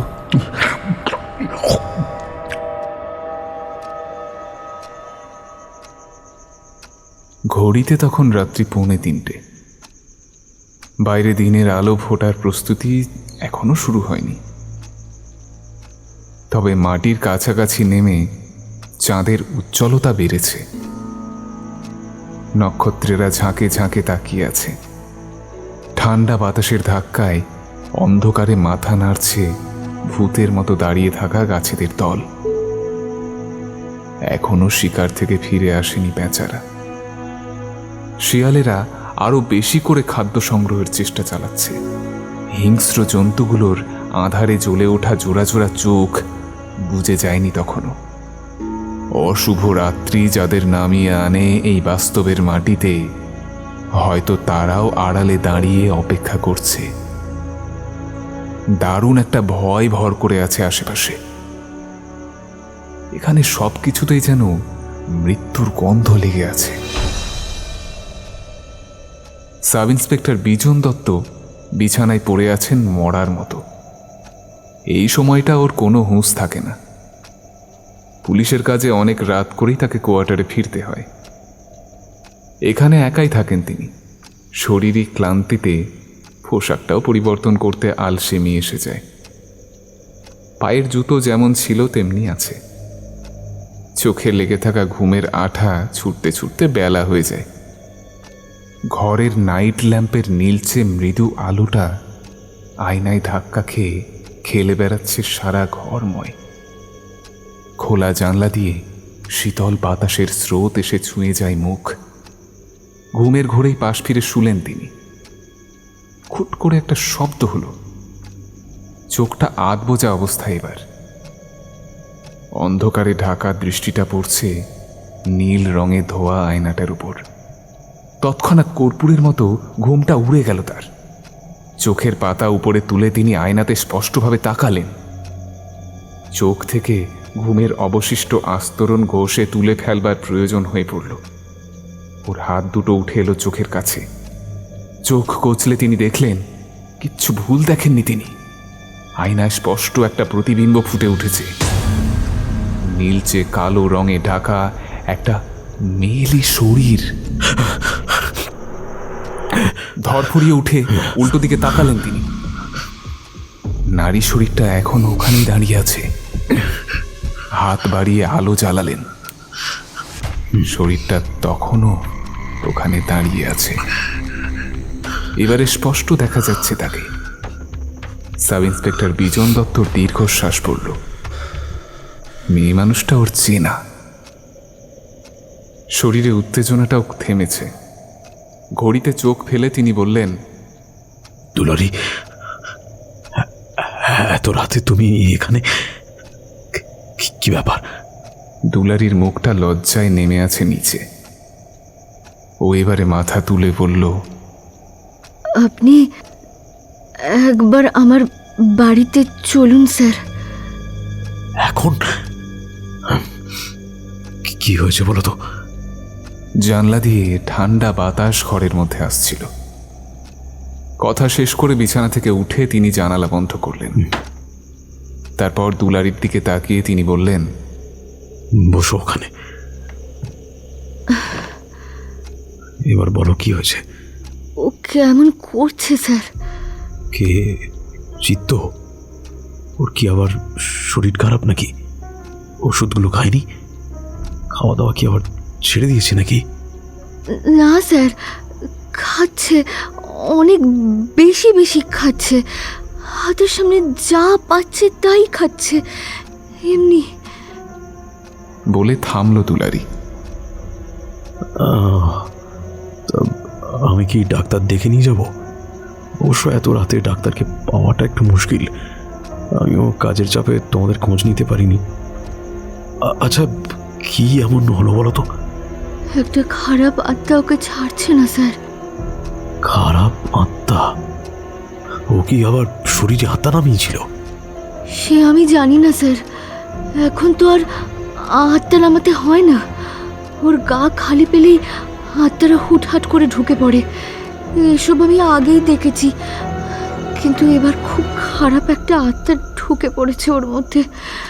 কিছুতেই ওকে ছাড়ছে না। ও কেমন একটু করছে, সবসময় খালি খাই খাই ভাব। এই তো, এই দেখুন না কি করেছে আমাকে। কথা শেষ করে দুলারি বুক থেকে কাপড়টা সরালো। সাব ইন্সপেক্টর বিজন দত্তর সেদিকে তাকাতে প্রথমে সংকোচ বোধ হচ্ছিল। তারপর আলতো চোখে সেদিকে তাকিয়ে আর চোখ ফেরাতে পারলেন না তিনি। বরং ওর চোখ দুটো গোল গোল হয়ে ফেটে পড়ল। এই কটা দিনে দুলারির শরীরে মাংস চর্বি জমেছে, আর সেই বারন্ত দেহের খানিকটা অংশ খুবলে যেন তুলে নিয়েছে কেউ। বিজন দত্ত এতক্ষণে খেয়াল করলেন রক্তে দুলারির কাপড় চোপড় ভিজে রয়েছে। এত যন্ত্রণা সে কিভাবে সহ্য করছে? এই কথাটা মাথায় আসতেই তিনি ছুটে গেলেন আলমারির কাছে। তারপর আলমারি থেকে একদলা তুলো আর অ্যান্টিসেপটিকের শিশিটা বার করে তুলোতে মাখিয়ে নিলেন তিনি। এরপর ওষুধ মাখানো তুলো সমেত হাতটা দুলারির বুকের কাছে নিয়ে গিয়েও সরিয়ে আনলেন লজ্জাবশত। দুলারির মধ্যে কোনো জড়তা নেই। ও বুকের ক্ষতটা উন্মুক্তই রেখেছে। বিজন দত্ত খানিকক্ষণ দাঁড়িয়ে থেকে বললেন, এটা ক্ষতস্থানে চেপে ধরো। দুলারি হাত সামনের দিকে প্রসারিত করলে বিজন দত্ত তুলোটা আলগোছে ফেলে দিলেন দুলারির হাতে। দুলারি তৎক্ষণাৎ সেটা চেপে ধরল ক্ষতস্থানে। তারপর বুকের উপরে কাপড় উঠে এলে বিজন দত্ত চোখ তুলে বললেন, তোমার যা অবস্থা তাতে এক্ষুনি তোমাকে হসপিটালে নিয়ে যাওয়া দরকার। আমার কিছু হবে না স্যার, আপনি আগে আমার বাড়ি চলুন। তোমার এই অবস্থা চিত্ত করেছে? না স্যার, ওর মধ্যে ঢুকে থাকা পিশাচটা। দেখে তো মনে হচ্ছে টাটকা ক্ষত। হ্যাঁ স্যার, আজ রাতেই এই তো একটু আগে আমি ঘুমাচ্ছিলাম, হঠাৎ যন্ত্রণায় ঘুমটা ভেঙে গেল। ভেঙে যেতেই চোখ খুলে দেখি ও আমার বুকে দাঁত বসিয়ে শুয়ে আছে। এরপর আমি জোরে ধাক্কা দিতে অর্ধেক মাংসপিণ্ড ছিঁড়ে ওর বুকে থেকে গেল। তারপর তুমি এখানে পালিয়ে এসেছো? এ তো ভয়ানক ব্যাপার। বলে শূন্য দৃষ্টি নিয়ে কি একটা ভাবলেন বিজন দত্ত। তারপর সার্ভিস রিভলভারটা কোমরে গুঁজে নিয়ে বললেন, বেশ, চলো প্রথমে তোমার বাড়ি যাওয়া যাক, তারপরে তোমার চিকিৎসার ব্যবস্থা করব। দুলারি উঠে দাঁড়ালো। বিজন দত্ত এবারে লক্ষ্য করলেন দুলারির পেটটা স্বাভাবিক, অর্থাৎ গর্ভবতী মেয়েদের মতো স্ফীত নয় পেটটা। পরবর্তী কথাটা বলতে অস্বস্তি হচ্ছিল ওর, তবুও জিজ্ঞাসা করলেন, তোমার ডেলিভারি হয়ে গেছে? চলুন না স্যার, বাড়ি গেলেই সব জানতে পারবেন। কথা শেষ করে দুলারি বাইরের দিকে পা বাড়ালো। বিজন দত্ত লক্ষ্য করলেন মেঝেতে দুলারির রক্তমাখা পায়ের ছাপ পড়েছে, অর্থাৎ বুকের ক্ষত থেকে রক্ত এখনো নিম্নগামী। উষ্ণ রক্ত চোরা স্রোতের মতো কোমর অবধি পৌঁছে দুই পা বেয়ে নামছে। যে পরিমাণ রক্তক্ষরণ হচ্ছে, ওকে এক্ষুনি হাসপাতালে নিয়ে যাওয়া দরকার। প্রসঙ্গটা দ্বিতীয়বার তুলেও কোনো লাভ হলো না। দুলারি বাড়ির পথেই যেতে বলল সাব ইন্সপেক্টর বিজন দত্তকে।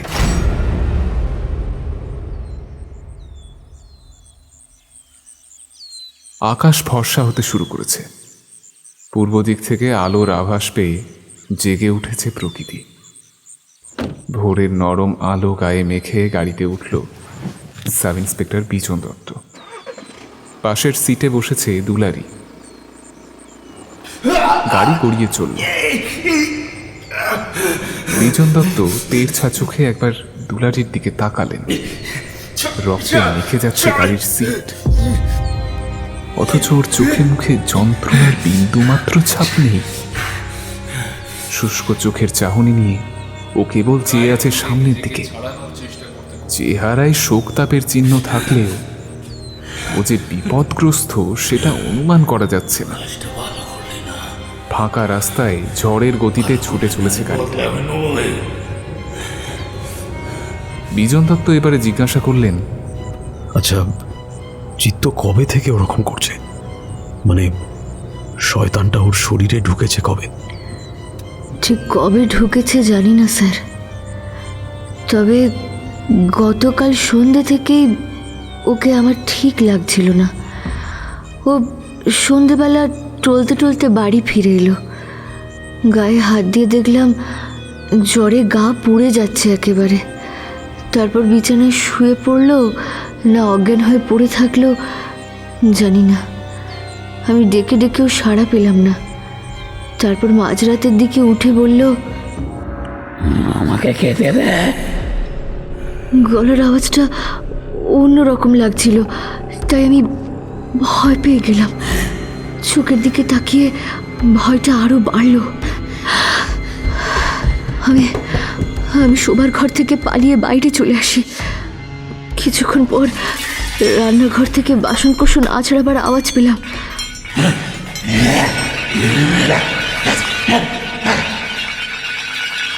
অল্প কিছু খাবার রাখা ছিল, সেসব খেয়ে ফেলে আবারও বলে উঠল,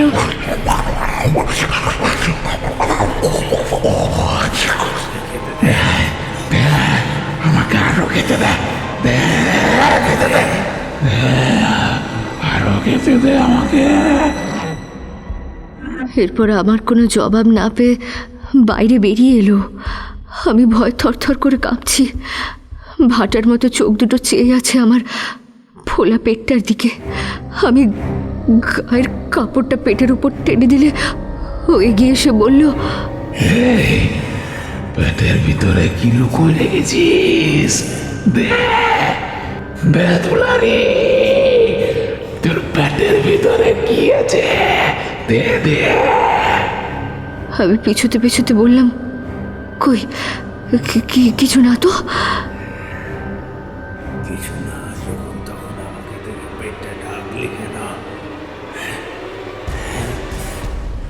এইবার স্পষ্ট দু রকমের গলার আওয়াজ আমার কানে এলো। একটা তো চিত্তর, তাহলে দ্বিতীয় গলার আওয়াজটা কার? কেউ শরীরে ঢুকে কথা বলছে। ভয়ে আমার ভেতর শুকিয়ে আসছিল। এরপর আমি ছুটে পালিয়ে যাওয়ার চেষ্টা করেও পারলাম না। শয়তানটা আমার খোলা চুল খামচে ধরেছে। পালায় পরে বাঁচবি ভেবেছিলি? চিত্তর সঙ্গে আজকে তোকেও শেষ করবো। গায়ের কাপড়টা সরা।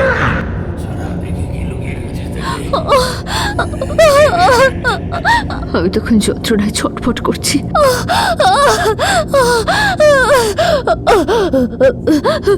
ওর হাতের আঙুলের ফাঁক থেকে চুলের গোছাটা ছাড়াবার চেষ্টা করছি।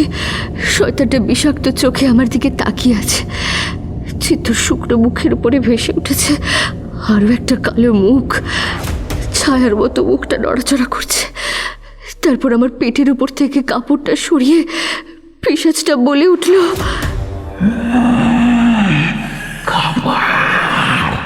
রক্ততে ডুবোনো নরম মাংস।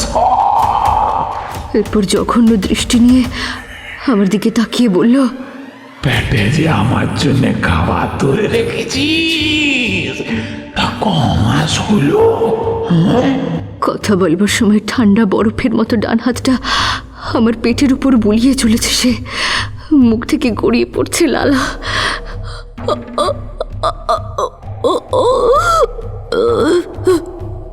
এবার আমার নাভের কাছে নাক নিয়ে গিয়ে দুবার নাক টেনে শুকে নিয়ে পিশাচটা বলল, গন্ধ তো খুব ভালোই চাইছে। কমাস আর হবে 6-7 মাস। কি বল? এই সময়টাতেই তো রক্ত মাখানো মাংস দলা হয়ে থাকে ওরা। সরু সরু কচি হাত পাগুলো গুটিয়ে জড়ো জড়ো হয়ে থাকে। দুর্বল হাড়গুলো দাঁতে চিবোতে মন্দ লাগে না। নরম বুকের পাঁজর দুমড়ে মুচড়ে ভেঙে খাওয়ার মজাটাই আলাদা। তুলতুলে চামড়ার ভিতর পাতলা মোলায়েম মাংসগুলো আমার ভীষণ প্রিয়, বুঝলি? আর মাথাটা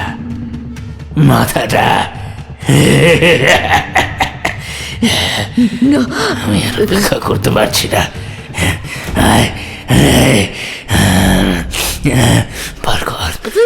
বার কর তুই বাচ্চাটাকে এক্ষুনি পেট থেকে বার কর, নাইলে আমি তোর পেট চিয়ে ওকে বার করে ফেলবো।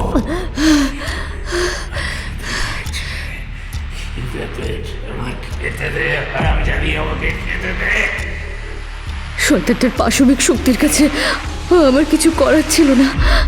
এরপর উন্মাদের মতো চিৎকার করে আমাকে আছাড় মেরে ফেললো মাটিতে। পেটের কাছে প্রচণ্ড যন্ত্রণা অনুভব করে আমি জ্ঞান হারাই। তারপর জ্ঞান এলে দেখি দুলারি কথা শেষ করে ফুঁপিয়ে কেঁদে উঠল। সাব ইন্সপেক্টর বিজন দত্ত এবার বললেন, ঠিক আছে, আর কিছু বলতে হবে না। আমি বুঝতে পেরেছি এরপর কি করতে পারে। পেটের বাচ্চাটা আর নেই। শয়তানটা তোমার মুখটাও খেয়েছে, কিন্তু ওকে কি ঘরের মধ্যে পাবো? দুলারি কান্না থামিয়ে বলল, ও ঘরেই আছে স্যার। ঘর ছেড়ে যাওয়ার শক্তি নেই। দিনের আলো ফুটেছে। শয়তানেরা সূর্যের আলো থেকে নিজেকে বাঁচিয়ে রাখে। ওদের যত শক্তি ওই রাতের অন্ধকারে। গাড়িটা এসে থামলো চিত্তর ঝুপড়িটার সামনে। সদ্য হওয়া সকালের নরম আলো বিছিয়ে আছে উঠোনে। বিজন দত্ত গাড়ি থেকে নামলেন। ডান হাতে রিভলভার, মুখের উপর ফুটে উঠেছে আক্রমণাত্মক ভাব। দুলারির দিকে এক পলক চাইলেন তিনি। দুলারি শান্ত গলায় বলল, সাবধানে যাবেন স্যার। এরপর ধীরে ধীরে ঝুপড়ি ঘরটার দিকে এগিয়ে যেতে থাকলেন বিজন দত্ত। তার ঠিক পেছনেই হাঁটছে দুলারি। ঘরের মুখটায় একটা টিনের দরজা ভেজানো রয়েছে। দরজার তলা দিয়ে কালচে লাল রঙের অনেকটা তরল বেরিয়ে এসেছে উঠোনের কাছটায়। তাতে মাছি ভিনভিন করছে। রক্ত দেখার অভ্যেস আছে বিজন দত্তর, তাই দৃশ্যটা তাকে তেমনভাবে কাহিল করতে পারল না। কিন্তু এতটা রক্তপাতের কারণ কি, এই প্রশ্নটা মাথায় থেকেই গেল। পিচ্ছিল রক্তের উপর পা ফেলে যাওয়া ছাড়া ঘরের ভেতরে ঢোকার উপায় নেই। নিরুপায় হয়ে জমাট রক্তের উপর পা ফেললেন তিনি। তারপর একবার টিনের দরজার কাছে পৌঁছে বাম হাতে দরজাটাকে ঠেলা দিলেন। বিশ্রী ধাতব শব্দে দরজাটা খুলে গেল, আর তখনই সমস্ত শরীরটা ঝাঁকিয়ে উঠল বিজন দত্তর। মাথার ভেতর গরম বাতাস পাক খেয়ে উঠল। নিজেকে সামলে ধীরে ধীরে ঘাড় ঘোরালেন তিনি। পেছনে দুলারি নেই। হ্যাঁ, না থাকারই তো কথা, কারণ দুলারির রক্তাক্ত উলঙ্গ শরীরটা বিভৎস চেহারা নিয়ে পড়ে আছে ঘরের মেঝেতে। ডান দিকের বুকের মাংসপিণ্ড ছিঁড়ে তুলে ফেলা হয়েছে ওর। চুড়িদার ফেটে চৌচির হয়ে আছে, আর সেখান থেকেই রক্ত নদীর ধারা বইছে। অদূরে পড়ে রয়েছে একটা আধ খাওয়া অপুষ্ট ভ্রূণ। সমস্ত ঘরটায় মাংসের খণ্ড আর রক্তের ছিটে ছড়িয়ে রয়েছে। দেখলে মনে হয় ঘরের ভেতরে যেন একটা হিংস্র জানোয়ার দাপিয়ে বেরিয়েছে। চৌকাঠ পেরিয়ে ঢুকতে ইচ্ছে করছিল না ওর। না না, ভয় তিনি পান না।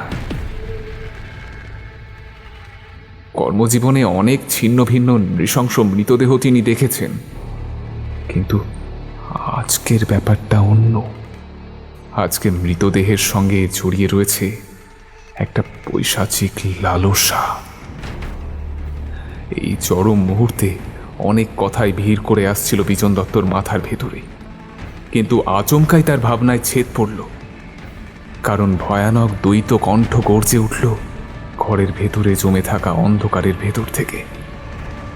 আপনি এসে গেছেন স্যার, আসুন আসুন আসুন, ভেতরে আসুন, আপনার জন্যই তো অপেক্ষা করে আছি, আসুন।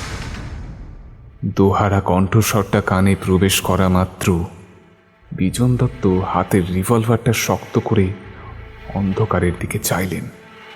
জানি আপনার আমাকে দেখতে অসুবিধা হয়েছে, কিন্তু কি করব বলুন, মৃত্যুর পরে তো আলোটা তেমন সহ্য করতে পারি না। না, কে তুই? চিত্তর দেহে ঢুকেছিস কেন? আপনার প্রশ্ন করার অভ্যাসটা গেল না স্যার। যখন বেঁচে ছিলাম তখন প্রশ্ন করে করে আমাকে মেরে ফেললেন। আর এখন ভূত হয়ে এসেছি, তবুও প্রশ্ন করে যাচ্ছেন। আমাকে চিনতে পারছেন না স্যার? কথাটা শেষ হতেই একটা আবছা মুখ অন্ধকার থেকে ভেসে সামান্য আলোর কাছে ফুটে উঠল। দেখুন তো এইবারে চিনতে পারেন কিনা।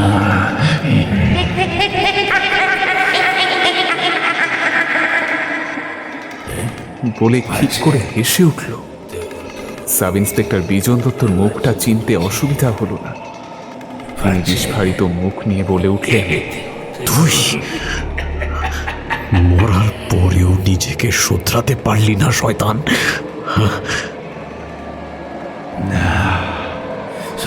আবার সুযোগ আমাকে আর দিলেন কই? এই চিত্ত আর আপনার কারণেই তো আমি মরেছি। চিত্ত শরীরে দেবজানি আত্মাকে নামিয়ে আপনি আমাকে ধরলেন। আমি প্রতিশোধ নেওয়ার জন্য ছটফট করছিলাম, কিন্তু শরীর না পেলে প্রতিশোধের ইচ্ছেটা বলবে কি করে বলুন? তাই চিত্তর দেহেই ঢুকলাম। শয়তানটার নিজের শরীরে আত্মা টেনে নেওয়ার বাড়তি ক্ষমতা আছে, তাই ওর শরীরটাকে কবজা করতে আমায় বেশি কষ্ট করতে হয়নি। অবশ্য এতে আমার লাভই হয়েছে। ওকে ধরলে আপনার কাছে যাওয়াটা সহজ। তাছাড়া ওর বউ বাচ্চাকে খেয়ে প্রতিশোধটা ভালোই নিয়েছি। রক্ত মাংস দেখার অনেক দিনের অভ্যেস স্যার, তাই হাতের সামনে কাঁচা ভ্রূণের গন্ধ পেয়ে নিজেকে সামলে রাখতে পারলাম না। মাগিটা কিছুতেই বাচ্চাটা দিতে চায়নি। শেষমেশ আমাকে ওর পেটে হাত ঢুকিয়ে বার করে আনতে হলো ভ্রূণটাকে। এই খাসা জিনিস ছিল স্যার, হারামির বাচ্চা তো পেট ভরে খেয়েছি। এবার আপনাকে শেষ করে চিত্তকে ছিবড়া করে ফেলবো। আমার কাজ তো শেষ হয়নি স্যার, বরং আপনি আমাকে মেরে আমার কাজ অনেক সহজ করে দিয়েছেন। এখন এই চিত্ত দেহ দখল করেই আমি শহরের সব মেয়েগুলোকে আবার স্বীকার করব। আর আমাকে শাস্তি দিতে পারবেন না আপনি? কেমন কেমন আমার প্ল্যানটা ঠিক আছে না স্যার? কি চুপ করে আছেন কেন? বলুন, কিছু বলুন। জবাবে বিজন দত্তর হাতের রিভলভারটা গর্জে উঠল। অন্ধকার থেকে চিত্তর দেহটা ছিটকে আলোতে এসে পড়েছে। কাঁধের কাছে গেঁথে রয়েছে বুলেটটা। চিত্ত ব্যথায় কাতরাচ্ছে। ওদিকে শয়তানটা চিত্তর কণ্ঠ থেকে বলে উঠল, আপনি কি করলেন স্যার? চিত্তকে গুলি করলেন কেন? বিজন দত্ত ঘরে প্রবেশ করলেন। তারপর চিত্তর মুখের কাছে মুখ নামিয়ে আনলেন। তারপর ঠোঁটের উপর রিভলভারটা রেখে বললেন, প্রশ্ন করার অভ্যাস আমার, তোর না। চিত্তর দেহটা ছটকাচ্ছে। এবারে সাব ইন্সপেক্টর বিজন দত্ত চিত্তর খোলা চোখ দুটোর উপরে বাম হাতটা রাখলেন, কেবলমাত্র চিত্তর ফেটে পড়ার দৃষ্টিটা আড়াল করার জন্য। তারপর রিভলভারের নলটা চিত্তর কপালে ঠেকিয়ে বললেন, আমাকে ক্ষমা কর চিত্ত, এছাড়া আমার আর কোনো উপায় ছিল না। রাক্ষসটা তোর শরীর ব্যবহার করে আবার নারকীয় খেলায় মারতে চায়, আবার দেবযানীর মতো কত নিরপরাধ বাচ্চা মেয়েগুলো রোজে সর্বনাশ করে ফেলবে তার ঠিক নেই। তাছাড়া তুই তো ফুলের মতো মেয়েগুলোকে বাঁচানোর জন্য নিজের শরীরটা আমাকে ব্যবহার করতে বলেছিলিস। আমি তোর শরীর ব্যবহার করছি চিত্ত, তুই মরে যা, তুই মরে যা। বিজন দত্ত কথা শেষ করে চোখ মুছলেন।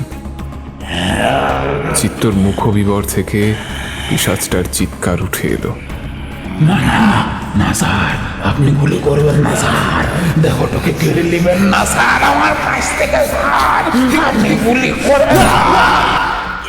দ্বিতীয়বার গর্জে উঠল রিভলভারটা। সঙ্গে সঙ্গে চিত্তর মাথার খুলি ফেটে হা হয়ে গেল। এরপর আর শোনা গেল না পিশাচটার কণ্ঠস্বর।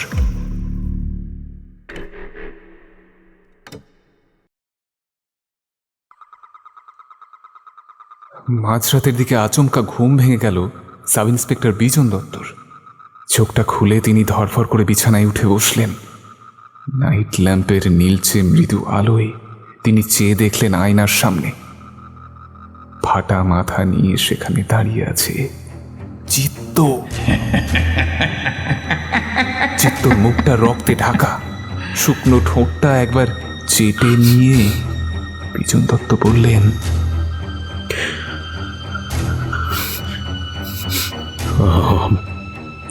আমাকে আমাকে ক্ষমা কর চিত্ত, তোকে মেরে ফেলা ছাড়া আমার কাছে কোনো রাস্তা খোলা ছিল না। শয়তানটা তোর শরীরে ঢুকে আবার নারকীয় খেলায় মেতে উঠত। মরার পরে ওর পাগলামি চাইনি, তোর শরীর ব্যবহার করে ও আবার দেবযানীর মতো মেয়েদের। বিজন দত্তর কথা অসমাপ্তই থেকে গেল। তার না বলা কথাগুলো চাপা পড়ল চিত্তর হাসির তলায়। বিজন দত্ত এখন চেয়ে আছে চিত্তর অন্ধকার মাখা শরীরটার দিকে। চিত্ত হাসি থামিয়ে বলল, স্যার আপনি ভুল ভাবছেন স্যার, আমি ওসব কারণের লেগে তো এখানে আসি নাই স্যার। তাহলে একটা ব্যাপার আপনাকে ধরাই দিতে এলাম স্যার। কি কি ব্যাপার? আপনি পুলিশ হয়ে ও ব্যাপারটা ধরতে পারলেন না স্যার। কোন ব্যাপারটা? আপনিও আমার মতন মৃত মানুষগুলাকে দেখতে পাচ্ছেন স্যার। প্রথমে দুলারি, তারপরে আমাকে, তারপর দেখুন জানলা দিকে তাকাই দেখুন স্যার। সাব ইন্সপেক্টর বিজন দত্ত আতঙ্কে অল্প অল্প করে ঘাড় ঘুরিয়ে জানলার দিকে দেখলেন।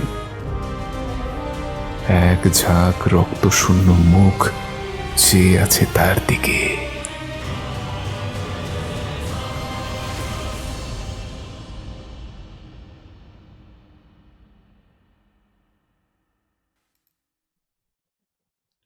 আপনারা শুনলেন আশিস চক্রবর্তীর কলমে প্রেত মাধ্যম। গল্পের নাট্য রূপান্তর, সূত্রধার ও গল্প পাঠে অমিত সরকার, ঘোষক শুভদীপ ঘোষ। বিভিন্ন চরিত্রে সুজন ঘোষ, শুভদীপ ঘোষ, শিপ্রা দাস জানা, কৌশিক ব্যানার্জি, এনামুল খান, বর্ণিশা ভট্টাচার্য, অধ্যায় সাহা ও তমাল মুখার্জি। আবহ সম্পাদনা সায়ন দত্ত। প্রচ্ছদ নির্মাণ করেছেন মিনিমালি। সমগ্র পরিচালনা ও পরিবেশনায় টিম লোককথা। তাহলে কেমন লাগলো আমাদের গল্প? যদি ভালো লাগে তাহলে অবশ্যই কমেন্ট করে আমাদের জানাবেন। আর আপনি যদি চ্যানেলে নতুন হয়ে থাকেন তাহলে সাবস্ক্রাইব করে আমাদের সঙ্গে থাকুন।